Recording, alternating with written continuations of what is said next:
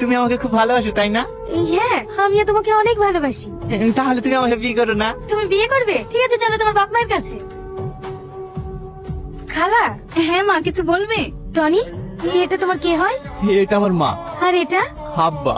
ওরে আমার মধু, ওরে আমার সোনা, তুই আমাদেরকে চিনতে পেরেছিস? আপনার ছেলে তো এখন সুস্থ হয়ে গেছে, এবার আমার প্রাপ্যটা আমাকে বুঝিয়ে দিন।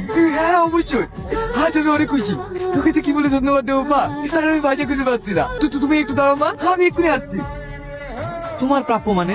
হ্যাঁ, প্রাপ্যটা যে কি একটু পরেই বুঝতে পারবে। এলাও মা, বাড়ির দলিল আর 5 লাখ টাকা। হ্যাঁ, ঠিক আছে খালু, আসি তাহলে। আব্বা, মা, সালমা চলে গেল যে? হ্যাঁ বাপ, ও তো তোকে অভিনয় করে সুস্থ করার জন্য এসেছিল। তুই তো সুস্থ হয়ে গেছিস, ও তো যাবেই। মা, আমি ওকে খুব ভালোবাসি মা। যাই কেন ভালোবাসবি, তুই যাকে ভালোবাসিস তাকে তো সেকে লাইন দেখিছে। ও যেদিন আসবে না তোদের ধুমধাম করে বিয়ে দেবো। আব্বা, তোমরা ভুল বুঝিস। এই সে সালমা, যাকে আমি পাগলের মতো 5 বছর ধরে ভালোবাসি। হে বাবু, এই কথাটা তুই আরেকটু আগে বললি নি, তাহলে ওকে আর যেতে দিতাম না। ও গো, তুমি তাড়াতাড়ি যাও, ওকে কে নিয়ে আসো গা। সালমা, সালমা। কি ব্যাপার খালু, আপনি? মা, আমি তোমাকে নিতে এসেছি, তুমি চলো। আমি আবার যাবো কেন? আপনার ছেলে তো সুস্থ হয়ে গেছে। হ্যাঁ মা, আমার ছেলে সুস্থ আছে। আমি ওইভাবে তোমাকে নিতে আসিনি, আমার ছেলের বৌমা হিসেবে তোমাকে নিতে এসেছি। কি? আপনি ভাবলেন কি করে আমি আপনার ছেলে বউ হবো? কেন মা, আমার ছেলে কি খারাপ? অবশ্যই খারাপ। আপনার ছেলে একটা অসভ্য জানোয়ার, লম্পট। নইলে কি মেয়েদের বাথরুমে ছাদে ওঠে?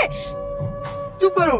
হ্যাঁ, আমার ছেলে লম্পট জানোয়ার অসভ্য, শুধু তোমার জন্য। আর বাথরুমের ছাদে উঠে কথা বলছো? হ্যাঁ উঠেছিল, শুধু তোমাকে এক পলক দেখার জন্য। আজ আমার ছেলে যত পর দেখছো সব তোমার জন্য। আজ আমার ছেলে শীতে শক্তি আজ পেয়েছে, সেটাও তোমার জন্য।